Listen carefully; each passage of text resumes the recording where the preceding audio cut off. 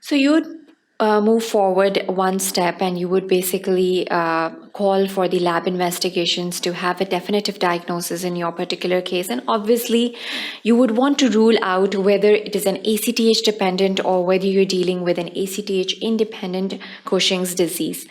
So what are the diagnostics that you're going to look for? The lab investigations is going to reveal a lot of factors. For instance, the UFC is called for. It's basically the urinary levels of the cortisol. Usually we are calling for a 24 hours levels that we are basically focusing on due to the fact that the cortisol is basically following a circadian rhythm. We order for a 24-hour cortisol levels in the urinary samples.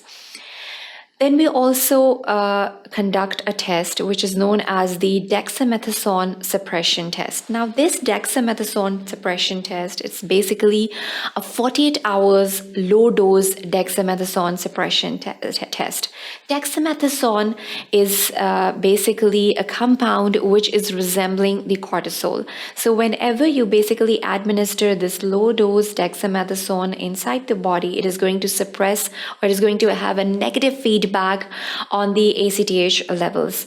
And this is basically how you're going to look for whether there is an increased amount of the cortisol secretion or not, whether the negative feedback is seen in these patients or not. So this is basically going to help you distinguish between a normal person and a person who's suffering from Cushing syndrome.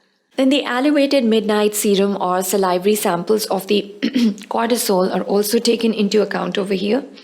Then you would be basically looking for the basal plasma ACTH levels, and then we can also look for the mean plasma ACTH levels because obviously there is a circadian rhythm that is being followed. So you would basically take samples at 900 hours and then 2400 hours and then calculate the mean of the ACTH levels. So this is going to be quite helpful in the diagnosis as well.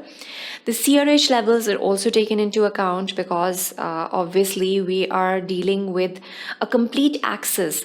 So you have to basically monitor the ACTH, the CRH, and as well as the cortisol levels in a particular patient. MRIs are being conducted and they are quite conclusive in patients in whom you are basically suspicious that this individual is suffering from some sort of a pituitary adenoma, and we basically can rule out the presence of these adenomas.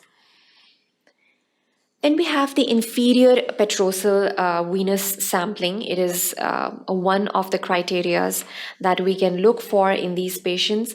And these samples basically show the levels of the CRH in the individual. Again, it's quite a conclusive kind of a test, and it's not usually performed in the individuals because it is invasive.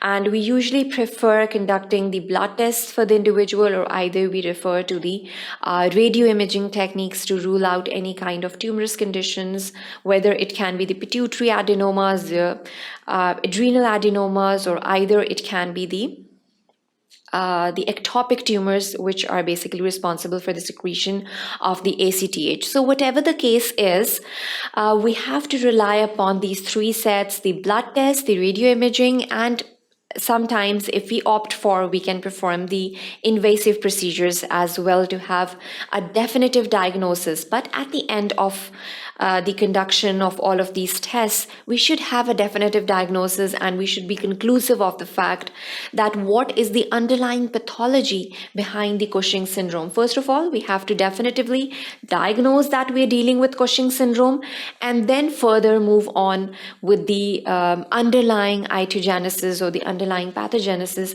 in a particular patient.